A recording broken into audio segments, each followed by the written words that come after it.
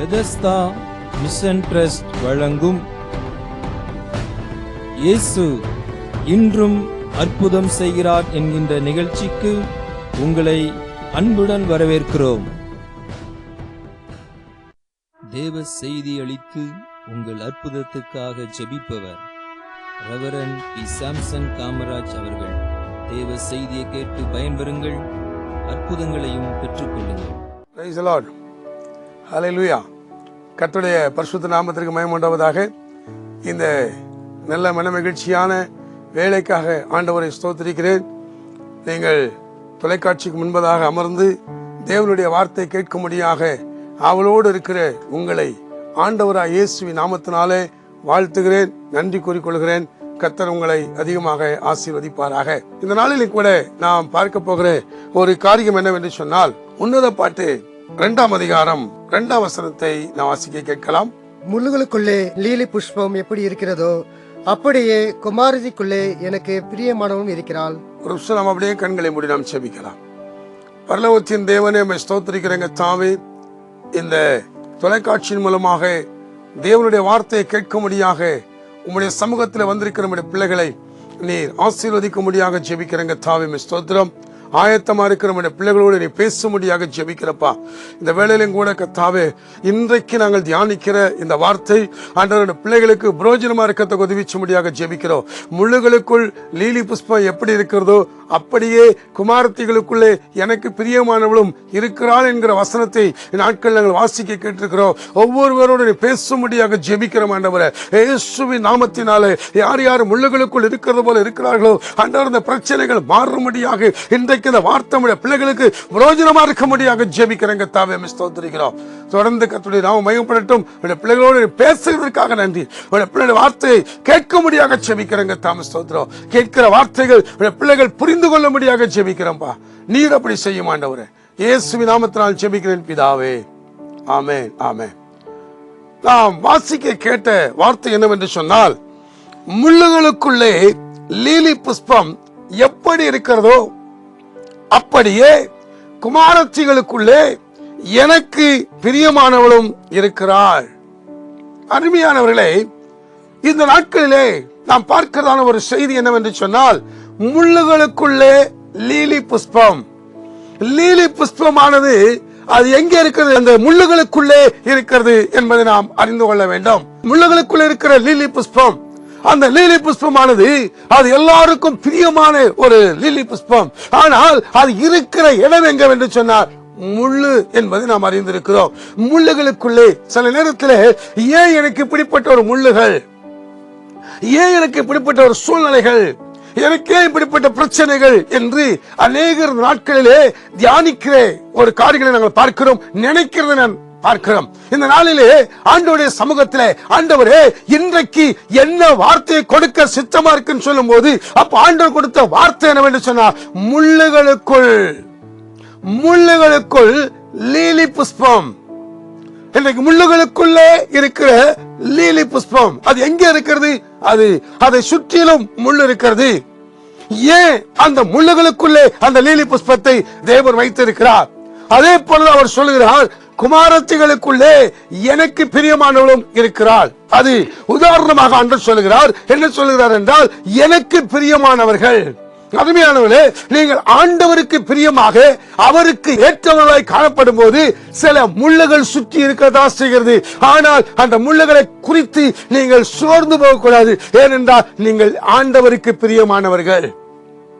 அருமையான சகோதரர்களே, சகோதரிகளே, இன்றைக்கு இந்த வார்த்தை உங்களை குறித்து சொல்லும் போது நீங்க நினைக்கலாம், நான் யாருக்கு பிரியமானவள்? ஆண்டவர் சொல்றார், எனக்கு பிரியமானவள் என்று சொல்றாரு. குமாரத்திகளுக்குள்ளே, குமாரத்திகள் என்று சொன்னால் இன்றைக்கு பிள்ளைகளுக்குள்ளே நீ எனக்கு பிரியமானவள் என்று சொல்லுகிறார். நீங்கள் பிரியமானவர்கள். நீங்க நினைக்கலாம், நான் ஆண்டவருக்கு பிரியமா இருந்தா ஏன் என்னை சுற்றிலும் இப்படிப்பட்ட ஒரு முள்ளுகள் இருக்கிறது, எனக்கு பிரச்சனை இருக்கிறது? முன்னால போனாலும் பிரச்சனை, பின்னால போனாலும் பிரச்சனை, பேசினாலும் பிரச்சனை, பேசாட்டாலும் பிரச்சனை, சுற்றி முள்ளுகள். நான் முள்ளுகளுக்குள்ளே ஏன் ஆண்டவரை வைத்திருக்கிறார் என்கிற ஒரு கேள்வியோடு நீங்கள் உட்கார்ந்திருக்கலாம். முள்ளுகள், எனக்கே இந்த பிரச்சனை, எனக்கே அந்த கடன் பிரச்சனை, எனக்கே அந்த கஷ்டம், நான் பேசினாலே என்னை தவறாக நினைக்கிறாங்க, நான் ஏதாவது நல்லது பேசினாலும் சரி அது சரியா புரிந்து கொள்ள மாட்டேங்கிறாங்க, இப்படி என்று சொல்லி இன்றைக்கு அநேக சகோதரிகள் இன்றைக்கு வேதனையோடு கூட இருக்கலாம். அருமையானவர்களே, உங்களுக்காகவே இந்த வார்த்தை. நீங்க நினைக்கலாம், நான் ஒரு வார்த்தை பேசினாலே என் கணவருக்கு பிடிக்கவில்லை, நான் ஒரு வார்த்தை பேசினா என்னுடைய அம்மாவுக்கு பிடிக்கல, நான் ஒரு வார்த்தை பேசினா என்னுடைய மாமியாருக்கு பிடிக்கல, இப்படி எது சொன்னாலும் ஏன் அப்ப ஏன் இந்த உலகத்துல பிறந்தன்னு கூட சிலர் கேட்கிற ஒரு கேள்வி, நான் பெண்ணாக பிறந்ததே தவறு நினைக்கிறேன் யோசிக்கிறீங்கல்ல. அருமையானவர்களே, உங்களை ஆண்டவர் உங்களை பார்த்து சொல்ற வார்த்தை என்ன தெரியுமா? நீ பிரியமானவள் அப்படிங்கிறார். முள்ளுகளுக்குள்ளே நீ இருந்தா கூட ஆனா எனக்கு பிரியமானவள். ஆண்டவர் இந்த வார்த்தையை உங்களுக்கு சொல்றாரு, எனக்கு உங்களுக்காக தான். ஒரு நாளிலே என்னை பார்த்து எல்லாரும் புகழ்ந்து பேசினாங்க, நல்லவள் அப்படின்னு சொல்லி. ஆனா இப்ப எனக்கு வயசான உடனே என்னை யாருமே கண்டுகொள்ளவில்லை நினைக்கிறீங்களா? பிள்ளைகள் கண்டுகொள்ளல, என்னுடைய பேர பிள்ளைகள் கண்டுகொள்ளல, எல்லாருக்குமே நான் ஆகாதவராய் போய்விட்டேன் என்கிற ஒரு வேதனையோடு இருக்கிறீங்களா? அன்றைக்கு எனக்கு அம்மா, எங்க அம்மா தான் எல்லாம், எங்க மாமியார் தான் எல்லாம் என்று சொன்னவர்கள், சொன்ன மருமக்கமார் இன்னைக்கு உங்களை பற்றி இன்னைக்கு என்ன சொல்லுகிறார்கள்? இவங்க இருக்கிறார்களே ஏன் அப்படி நினைக்கிறாங்களா? ஆனா நீங்கள் ஆண்டவருக்கு பிரியமானவர்கள், நீங்க ஆண்டவருக்கு பிரியமானவர்கள் நினைக்க வேண்டாம். ஆண்டவர் உங்களை பார்த்தா சொல்லுகிறார். ஒருவேளை இந்த வேளையில ஏதோ ஒரு வியாதியோடு இருக்கிறீங்க, என்னை யாருமே கவனிக்கிறது இல்லை நினைக்கிறீங்களா? நான் வியாதியோடு இருக்கிறேன், அவர்கள் வியாதியோடு இருக்கும் போது எவ்வளவோ நான் கவனித்தேன், ஆனா இன்னைக்கு நான் வியாதியோடு இருக்கிறேன், யாரும் கவனிக்கல நினைக்கிறீங்களா? இயேசு உங்களை பார்த்து சொல்றாரு, நீ பிரியமானவள் என்று சொல்லி. முள்ளுகளுக்குள் லீலி புஷ்பம் எப்படி இருக்கிறதோ, முள்ளுகளுக்குள்ளே லீலி புஷ்பம் எப்படி இருக்கிறது? ஏன் அந்த முள் எதற்காக தெரியுமா? இன்னைக்கு நீங்க பார்க்கிற உதாரணமா சொல்ல போன ரோஜா பூ பாருங்க, அந்த ரோஜா பூ பார்க்க அழகா இருக்கிறது, எல்லாருக்குமே ரோஜான்னு சொன்னா பிடிக்கும், ரோஜா பூ. அப்படிப்பட்ட ஒரு ரோஜா பூ அதை சுற்றி முள்ளுதான் இருக்கிறது. அந்த முள்ளு ஏன் இருக்கிறது, எதற்காக முள்ளு இருக்கிறது?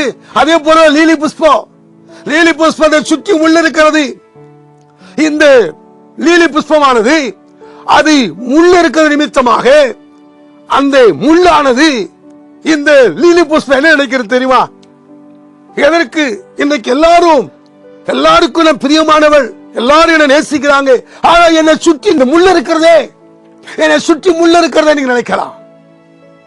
ஆமா அருமையானவர்களே, ஆனா ஆண்டவர் என்ன சொல்றார் தெரியுமா? முள்ளுகளுக்குள்ளதான் லீலி புஷ்பம் இருக்கிறது. உபத்திரவத்தின் நடுவில் தான் நீங்க இருக்கிறீங்க, கஷ்டத்தின் நடுவில் தான் இருக்கிறீங்க, வறுமை நடுவில் தான் இருக்கிறீங்க, இன்னைக்கு பலவிதமான சூழ்நிலை நடுவில் தான் நீங்க இருக்கிறீங்க.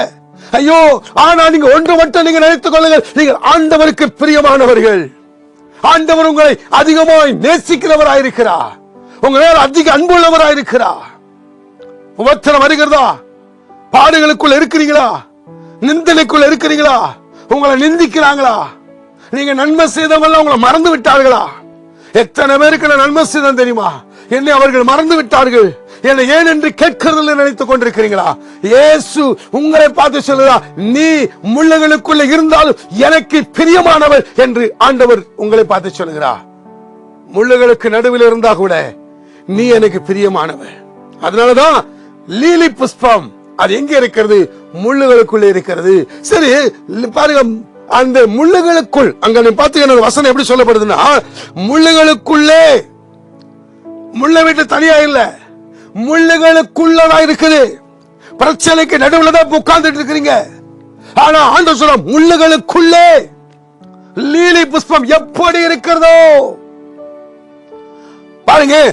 அங்கே அப்படியே குமாரத்திகளுக்குள்ளே எனக்கு பிரியமானவளும் இருக்கிறார்.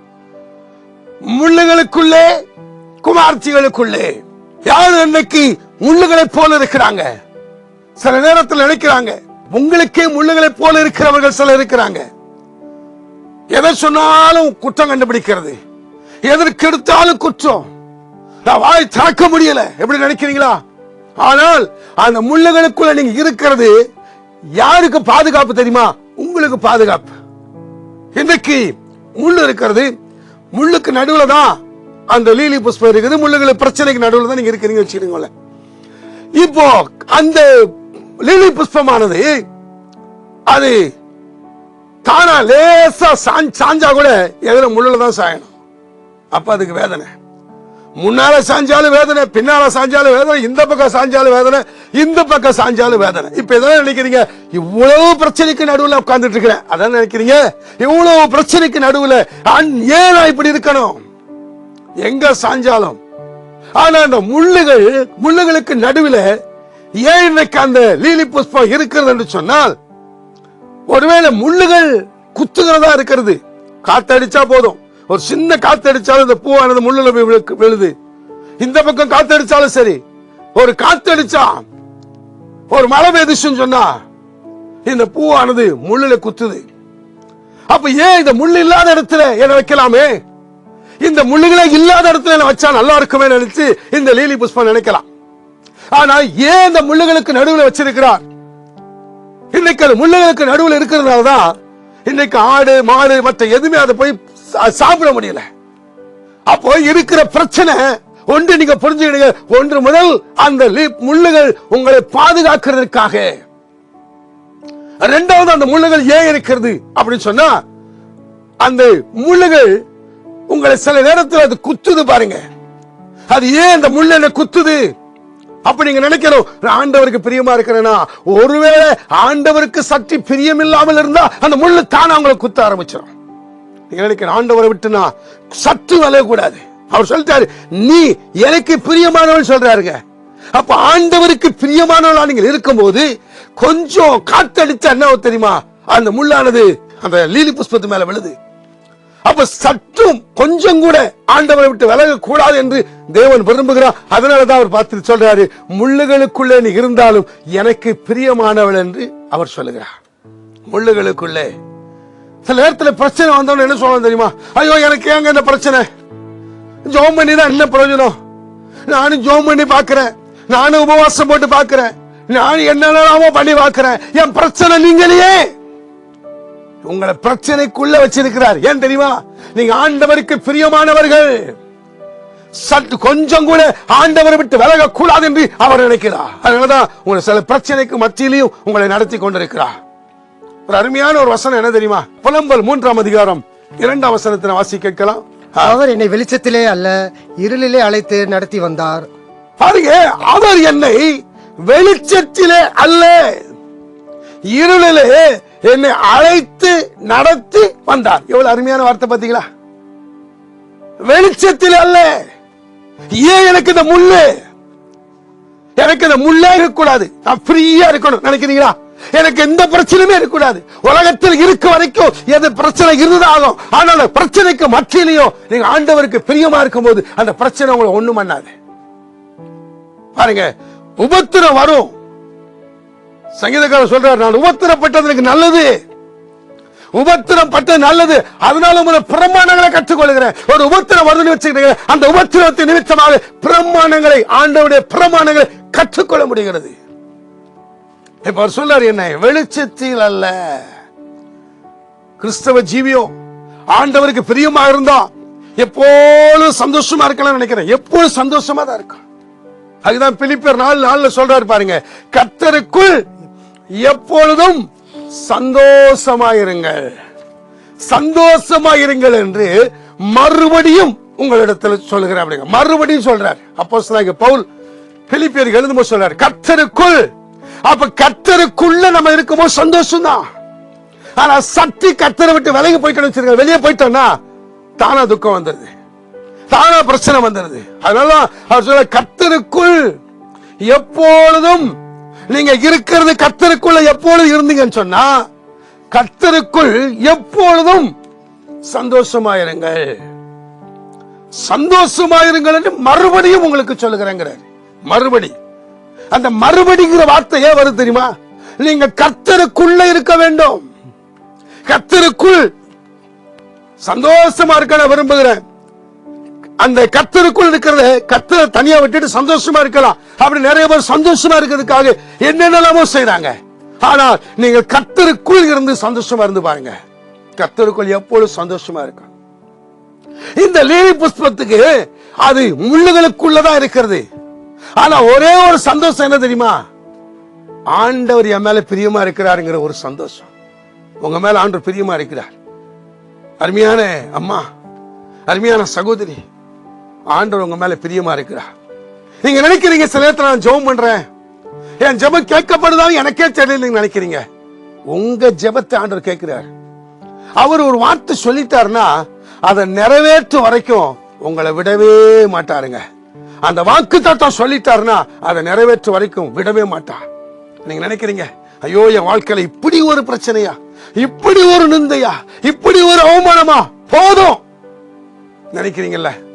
ஆனா ஆண்டவர் சொல்ற, முள்ளுகளுக்குள் நீங்க எங்க இருக்கிறீங்க தெரியுது அவருக்கு. முள்ளுகளுக்குள்ளதான் இருக்கிறீங்க, பிரச்சனைக்குள்ளதான் இருக்கிறீங்க. ஆனா அவர் சொல்ல, நீ எனக்கு பிரியமானவள் அப்படிங்கிறார். அப்ப நீங்க ஆண்டவருக்கு பிரியமா இருக்கும் போது எந்த பிரச்சனை, எந்த முள்ளுகள் இருந்தாலும் உங்களை ஒண்ணுமே செய்ய முடியாது, ஒன்னும் செய்ய முடியாது. காரணம் என்ன? ஆண்டவருக்கு நான் பிரியமானவள். அதுக்குதான் அந்த எரேமியா சொல்றாரு, அவர் என்னை வெளிச்சத்தில் அல்ல, வெளிச்சத்தில் அல்ல, இருளிலே அழைத்து நடத்தி வந்தார். அப்ப யார் நடத்துறது? அவர் தான். வெளிச்சத்தில் அல்ல, இருட்டில் நடத்துறார். ஆனா இருட்டில் யார் நடத்துறது? அவர் தான் நடத்துறாரு. இருளிலே அழைத்து நடத்தி வந்தார்.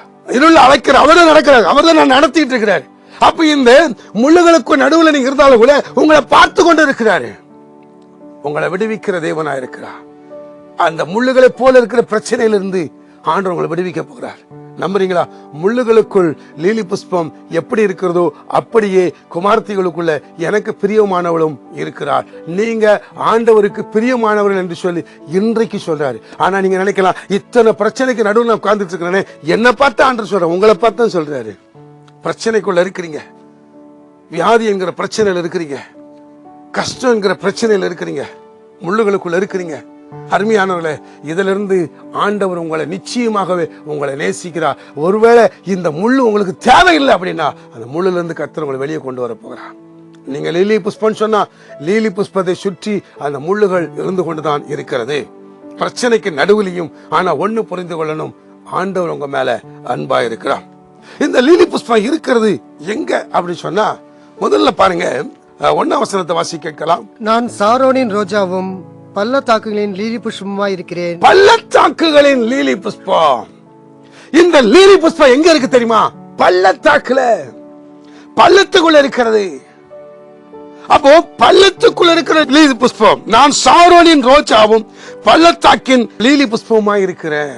சாரோனின் ரோஜா, பள்ளத்தாக்கு, அங்கே முள்ளு, அது மட்டும் இல்ல, பள்ளத்தாக்குன்னு சொன்னா பள்ளத்தாக்கில் இருக்கிற ஒரு லீலி புஷ்பம் அப்படின்னா தாழ்மையை குறிக்கிறது. தாழ்மை. லீலி புஷ்பம், நான் தான் லீலி புஷ்பம், நான் தான் பரிசு நினைக்க கூடாது, நான் தான் பெரிய பூ, நான் தான். இன்னைக்கு பாருங்க, சாரோனின் ரோஜா, பள்ளத்தாக்கின் லீலி, நான் லீலி புஷ்பம் அப்படி சொல்லி தன்னை குறித்து கொஞ்சம் கூட பெருமை பாராட்டக்கூடாதுங்கிறதுக்காக தான் பள்ளத்தாக்கு இருக்கிறது. முள்ளுகளுக்கு இருக்கிற லீலி புஷ்பம் இங்க பள்ளத்தாக்கில் இருக்கிற, பள்ளத்தாக்கில் இருக்கிற லீலி புஷ்பம். நான் பள்ளத்துக்குள்ள இருக்கிறேன். ஏன் பள்ளம் அப்படி சொல்லும் போது என்னன்னு சொன்னா, உங்களுடைய அனுபவங்கள் என்ன குறிக்கிறதுன்னு சொன்னா தாழ்மை. தாழ்மை உள்ளவர்கள், தாழ்மை உள்ளவர்களுக்கு தேவன் கிருபை அளிக்கிறார். ஒருவேளை இருக்கிறது பள்ளத்துக்குள்ள இருக்கலாம், பள்ளத்தாக்கில் இருக்கலாம். சொல்றாரு, நான் பள்ளத்தாக்கில் லீலி புஷ்பம், நான் பள்ளத்தாக்குக்குள்ள இருந்தாலும் நான் லீலி புஷ்பமா இருக்கிறேன், லீலி புஷ்பமா இருக்கிறேன். பள்ளத்தாக்கில் இருக்கிறதுனால என்னுடைய குணங்களோ என்னுடைய மதிப்போ குறையல. நான் இருக்கிறது பள்ளத்தாக்கில் இருந்தாலும், ஆனால் ஆண்டவருக்கு பிரியமா இருக்கிறேன். நான் இருக்கிற பள்ளத்தாக்கில் இருந்தாலும் ஆண்டவருக்கு பிரியமா இருக்கிறேன். அதனாலதான் பள்ளத்தாக்கின் லீலி புஷ்பம் அப்படின்னா, முதல்ல பாருங்க, அந்த தாழ்மை, தாழ்மையை குறிக்கிறது. நான் தாழ்மை உள்ளவர்களுக்கு தேவன் கிருபை அளிக்கிறார். அது மட்டுமல்ல, அந்த பள்ளத்தாக்கு, அந்த லீலி புஷ்பம் எப்படி இருக்கு தெரியுமா? முதல்ல பள்ளத்தாக்குல இருக்கிற தாழ்மை.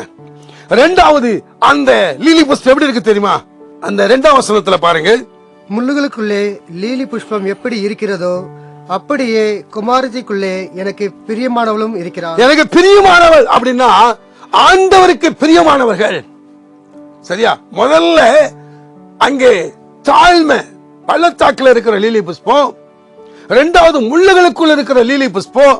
அந்த முள்ளுகளுக்குள்ள இருக்கிற லீலி புஷ்பம் எப்படி தெரியுமா? அது பரிசுத்தம் என்பதை நாம் பார்க்க வேண்டும். வெண்மையா இருக்குது அந்த முள்ளுகளுக்குள்ள இருக்கிற லீலி புஷ்பம். அதை இன்னொரு குறிப்பா பார்க்க போனா அது வெண்மையான ஒரு லீலி புஷ்பம். நீ பிரச்சனைக்குள்ள இருந்தாலும் சரி, முள்ளுகளுக்குள்ள இருந்தாலும் சரி, உங்களுடைய பரிசுத்தம் உங்களை விட்டு மாறக்கூடாது. உங்களுடைய நிறம் மாறக்கூடாது. வெள்ளை அந்த பரிசுத்தம், லீலி புஷ்பம் அந்த வெண்மை என்று சொன்னால் பரிசுத்தம். நமக்குள்ள அந்த பரிசுத்தம் கரைப்படாதபடிக்கு பாதுகாத்துக் கொள்ள வேண்டும். எனக்கு முள்ளு இருக்குது, என் பிரச்சனைனாலதான் இப்படி ஆயிட்டேன், என் சூழ்நிலையிலாதான் இப்படி ஆயிட்டேன், இந்த முள்ளுனாலதான் இப்படி ஆயிட்டேன், அவன் முள்ளை பத்தி குறை சொல்லக்கூடாது. முள்ளுகளுக்குள்ள நீ லீலி புஷ்பமா இருந்தாலும் நீங்க ஆண்டவருக்கு பிரியமா இருந்தா நீங்க யார் தெரியுமா? பரிசுத்தமானவர்கள். பரிசுத்தமா, ஆண்டவருக்கு பரிசுத்தமா இருக்கணும். அதான் முள்ளுகளுக்குள்ள இருக்கிற லீலி புஷ்பம். அடுத்த முதல்ல பார்த்தோம் பாருங்க, முள்ளுகளுக்குள்ள இருக்கிற லீலி புஷ்பம். ரெண்டாவது அதே தான் பார்த்தோம், தாழ்மை, பள்ளத்தாக்குல இருக்கிற லீலி புஷ்பம். மூணாவது அதே லீலி புஷ்பம் தான், வெண்மையான லீலி புஷ்பம். நாலாவது பாத்தீங்கன்னா அந்த லீலி புஷ்பம் எப்படிப்பட்ட தெரியுமா? அது காக்கப்படுகிற ஒரு லீலி புஷ்பம். அது பாதுகாக்கப்படுகிறது. தேவன் உங்களை பாதுகாக்கிறவராயிருக்கிறார். என்ன உங்களதான் அவர் தான் பாதுகாத்துக் கொண்டிருக்கிறார். அவர் உங்களை பாதுகாக்கிற தெய்வம். அங்க நீங்க எங்கே விலகி போய்க்கூடாங்கிறதுக்காக உங்களை பத்திரமாய் பாதுகாக்கிறார்.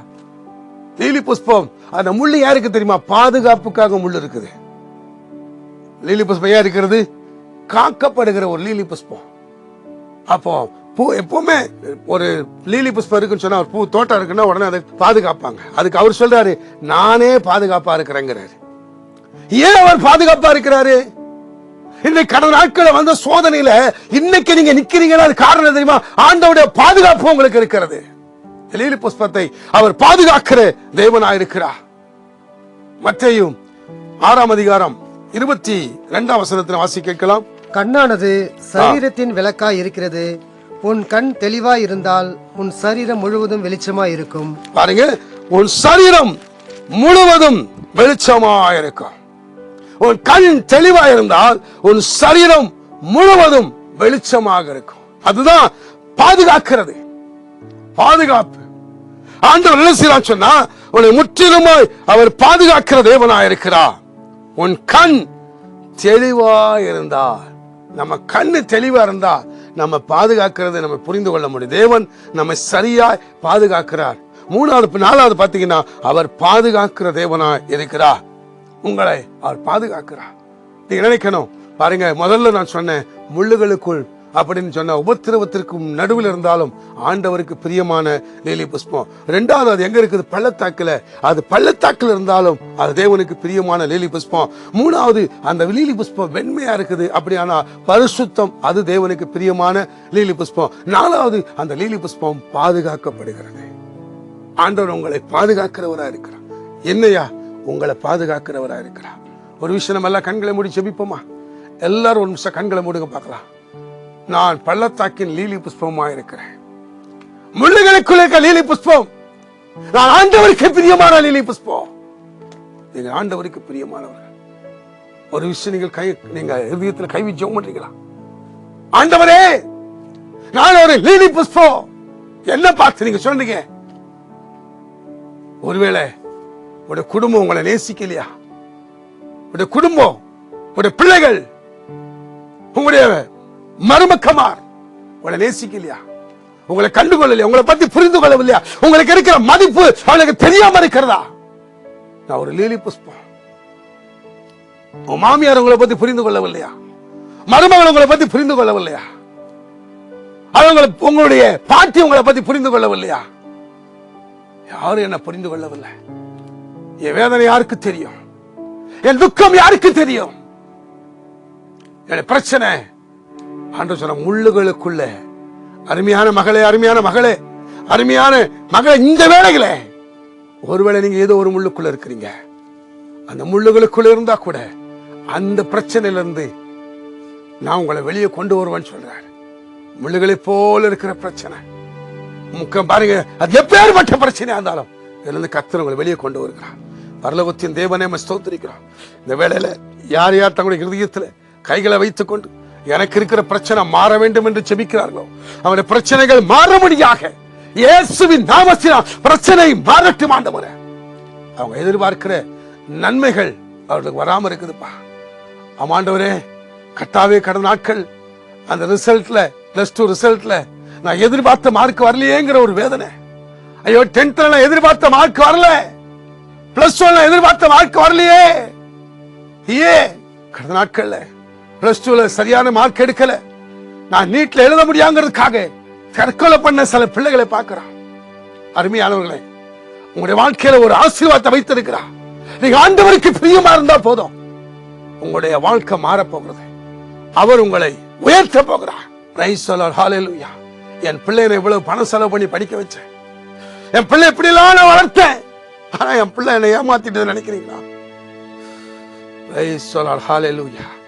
இதை காண்ற சொல்றாரு, முள்ளுகளுக்குள் இருக்கிற லீலி புஷ்பம் எப்படி இருக்கிறதோ அப்படியே குமார்த்திகளுக்குள்ள எனக்கு பிரியமானவர், நீ எனக்கு பிரியமானவர் என்று இயேசு சொல்றார். மகளே, உன் அருகாமை ஆண்டு நிற்கிறார், எனக்கு பிரியமானவர். மகனே, ஒரு நினைக்கலாம், நான் லீலி புஷ்பம், நான் ஒரு முள்ளுகளுக்குள்ள இருக்கிறேன். உங்களை ஆண்டு நேசிக்கிறார், உங்களுக்கும் ஆண்டு விடுதலை கொடுக்கிறார். யார் யார் என்னென்ன முள்ளுக்குள்ள இருக்கிறீங்களோ அந்த முள்ளு பிரச்சனையை, முள்ளுக்குள்ள இருக்கிற உங்களை, ஆனா நீங்க ஆண்டவருக்கு பிரியமானவர்கள் சொல்லி சொல்றாருங்க. ஹalleluya. நான் ஆண்டவருக்கு பிரியமான, உலகத்துக்கு யாருக்குமே ஆகாதவனா இருக்கிறேன்னு நினைக்கலாம், யாருக்குமே விருப்பம் இல்லாதவளா இருக்கிறேன்னு நினைக்கலாம், ஆனா நீங்க ஆண்டவருக்கு பிரியமானவர். இந்த வேளையில இருக்கிற பிரச்சனையிலிருந்து உங்களை விடுதலையாக்கி உங்களை அவர் சாட்சியா நிறுத்த போகிறார். நன்றி ஆண்டவரே, ஸ்தோத்திரிக்கிறோம். உங்களுடைய பிள்ளைடைய வாழ்க்கையில காணப்படுகிற இந்த சூழ்நிலைகள், பிரச்சனைகள் மாறுகிறதற்காக இயேசுவின் நாமத்தினால் அற்புதம் செய்ததற்காக நன்றிப்பா. இயேசு இன்றும் அற்புதம் செய்றீங்க, இன்றைக்கு ஒரு அற்புதம், இன்னைக்கு ஒரு அற்புதம் செய்ததற்காக நன்றி ஆண்டவரே, ஸ்தோத்திரிக்கிறோம். ஆண்டவருடைய பிள்ளைகள் லீலி புஷ்பமா இருக்கிறாங்க, உமக்கு பிரியமானவர்களாக, உமக்கு பிரியமான லீலி புஷ்பமா இருக்கிறபடினால பிள்ளைகளை நீர் ஆசீர்வதிப்பீர் என்று விசுவாசிக்கிறேங்க. எந்தெந்த பிரச்சனை, எந்தெந்த சூழல் இருக்கிறாங்களோ எல்லா பிரச்சனைகளும் மாறி உமக்கு நன்றி செலுத்தும்படியாக செபிக்கிறேன். நீர் அப்படியே செய்ய போறதுக்காக நன்றி ஆண்டவரே, ஸ்தோத்திரம். தொடர்ந்து கர்த்தர் கிருபைச்சு வழி நடத்தும். இயேசுவின் நாமத்தினால் ஜெபிக்கிறேன் பிதாவே, ஆமென். என் ஆத்துமாவே கர்த்தரை ஸ்தோத்திரி, என் முழு உளமே பரிசுத்த நாமத்தை ஸ்தோத்திரி. என் ஆத்துமாவே கர்த்தரை ஸ்தோத்திரி, அவர் செய்த சகல உபகாரங்களையும் மறவாதே. Amen, amen. Praise the lord. கர்த்தர் உங்களை ஆசீர்வதிப்பார். தொடர்ந்து நீங்கள் நிகழ்ச்சிகளை பாருங்க, அதுக்குள்ள ஆசீர்வாதத்தை கர்த்தர் உங்களுக்கு கொடுப்பார். ஆமென். இந்த நிகழ்ச்சியை பார்த்து கொண்டிருந்த உங்கள் அனைவருக்கும் ஆண்டவராகிய இயேசு கிறிஸ்துவின் நாமத்தில் நன்றியை தெரிவித்துக் கொள்கிறோம். தொடர்ந்து ஒவ்வொரு வாரமும் வெள்ளிக்கிழமை இரவு 8 மணி முதல் 8:30 மணி வரை இந்த நிகழ்ச்சியை பாருங்கள், மற்றவர்களுக்கும் அறிமுகம் செய்யுங்கள். இந்த நிகழ்ச்சியின் மூலம் நீங்கள் பெற்ற ஆசீர்வாதம் மற்றும் அற்புதங்களை கீழ்கண்ட எங்கள் முகவரிக்கு தெரியப்படுத்துங்கள். உங்கள் ஜெப விண்ணப்பங்களை எங்கள் மின் அஞ்சலுக்கு அனுப்பி வையுங்கள். எங்கள் ஜெப குழுவினர் காலை 9 மணி முதல் மாலை 6 மணி வரை உங்களுக்காக ஜெபிப்பார்கள். நீங்கள் தொடர்பு கொள்ள வேண்டிய எங்கள் முகவரி Reverend P. Samson Kamaraj, Bethesda mission சபை, எண் 11, சர்ச் தெரு, கலெக்டர் பங்களா பின்புறம், காஞ்சிபுரம் 631502. நீங்கள் தொடர்பு கொள்ள வேண்டிய எங்கள் தொலைபேசி எண்கள் 9569548983 மற்றும் 6374344482. எங்கள் மின்னஞ்சல் முகவரி bmttvministries@gmail.com. ஆண்டவர் தாமே உங்களை ஆசீர்வதிப்பாராக.